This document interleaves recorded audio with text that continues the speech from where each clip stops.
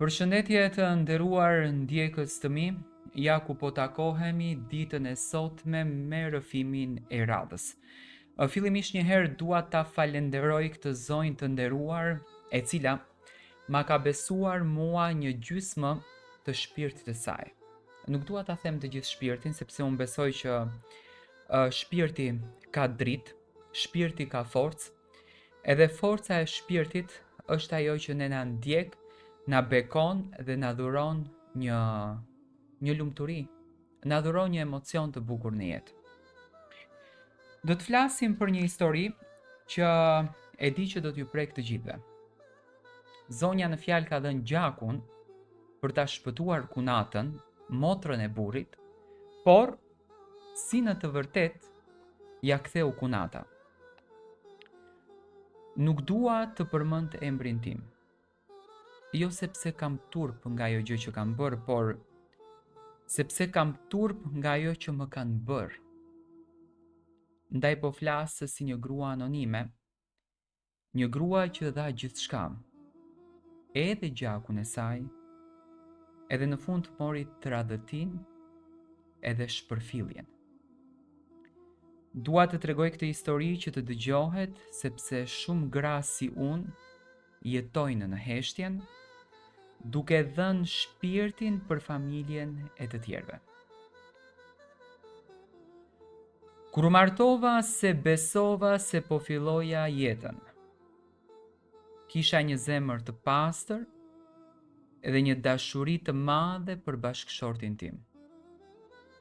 Mendova se me kohë do të më pranonin, do të më donin, së paku do të më respektonin.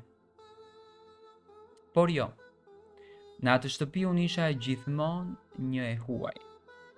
Punova, heshta, durova fjalë të rënda, durova nën vlerësime, por thosha me veten, e rëndësishme është që buri im më do. Sa shumë që gabohesha, tepër shumë. Një mëngjes të acar të dimri, dera u hap me vrull. Vjera hyri duke më bërtitur, motra e arditit është keq, ka nevojë për gjak urgjentisht. S'kishin gjetur asnjë të afër me grupin e njëjtë të gjakut, apo s'kishin as kohën edhe të prisnin. Unë nuk e mendova dy herë. E lash gjithçka dhe shkova drejt spitalit. Mjeku më pa në sy dhe më tha, do t'jetë shumë e lodhshme, mund të humbisni shumë gjak. Unë thash vetëm shpëtojeni, merreni çfarë të duhet. As burit, as vjerës, as kunatës, nuk ju drit fare qërpiku, sikur ishte detyra imja të jepja edhe jetën. Nuk ishte vetëm një herë. Gjakut i duhej për forcim.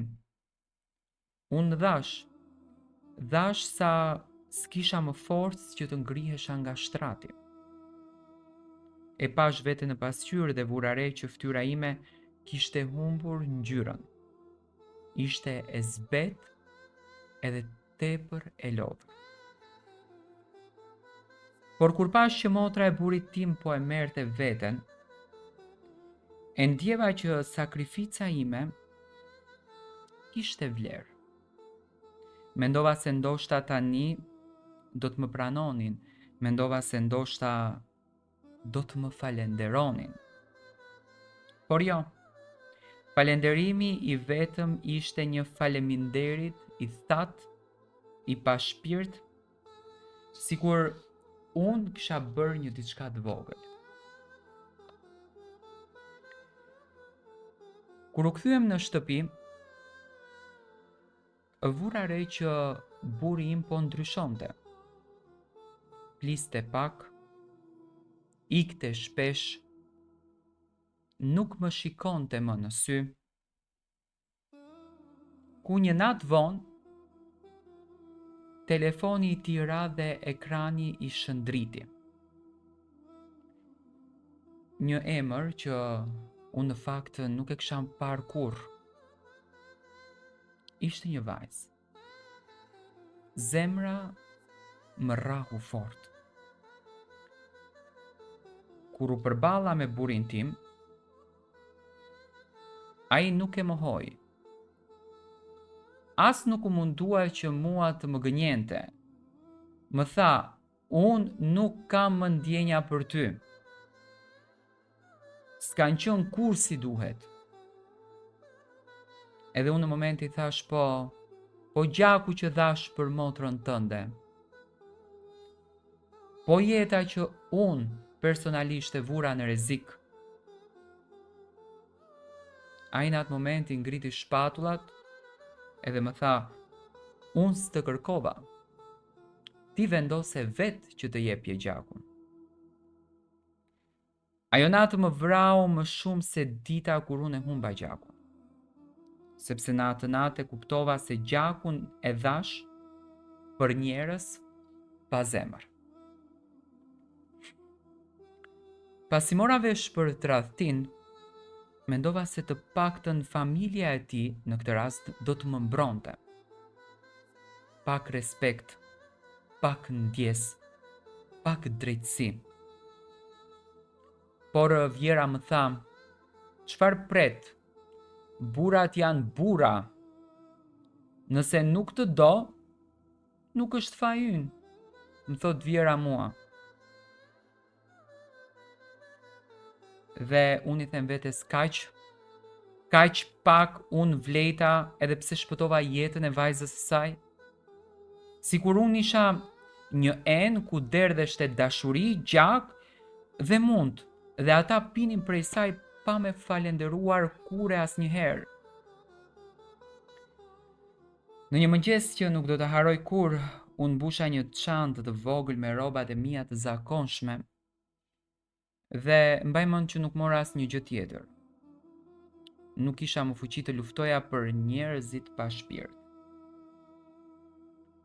Kur dola nga dera, shtëpia mbeti pas me gjithë kujtimet, njerëzit, dhimbjen dhe gjakun tim që ende qarkullonte në trupin e motrës së tij. U largova në heshtje, askush nuk më ndaloi, as burim, as familja e tij, as ata për të cilët rrezikova jetën. Sot flas anonim, por e lirë. Flas pa emër, por me zë. Flas pa frikë, sepse dhimbjen nuk e kam më armik, e kam mësuese. E kuptova se nuk ishte gabim që dhash gjakun tim, ishte gabim që e dhash për njerëzit e gabuar. Unë sot nuk kam shumë, por kam veten time. Dhe kjo është më shumë se mjaft. Tani, unë dua t'jap 2 fjalët e mia për fund. Mund të thonë që ti ke gabuar, mund të thonë që ti ke bërë një veprim i cili ka qenë në dëmin tënd edhe realisht, po ka qenë në dëmin tënd, por ti nuk e ke lënë që vlera jote si njeri të bie në tokë. Ato kanë marrë ndihmën tënde, por ti ke fituar më të madhe. Ke fituar njeriun që nuk është brenda tyre dhe jam shumë i bindur që një ditë do të pendohen për këto gabime që kanë bërë kundër drejt teje.